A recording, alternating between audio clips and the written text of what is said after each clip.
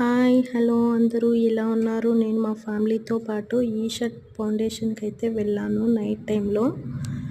ఆ లైటింగ్స్ ఏ విధంగా సెట్ చేశారంటే తెలుసు, చాలా అంటే చాలా చాలా బాగుంది. నేను ఫస్ట్ టైం వెళ్ళాను, నాకైతే ఇంకా కొద్దిసేపు అక్కడే ఉండాలనిపించింది, ఆ విధంగా ఉంది.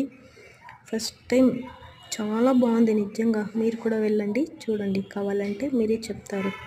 అక్కడ తీసుకున్న పిక్స్ ఇది. ఆ రోజైతే ఫుల్ డే ఎంజాయ్ చేసాము. మా ఆడబిడ్డ వచ్చింది, వాళ్ళతో పాటు పిల్లోల్ని అందరినీ పిలుచుకొని వెళ్ళాం.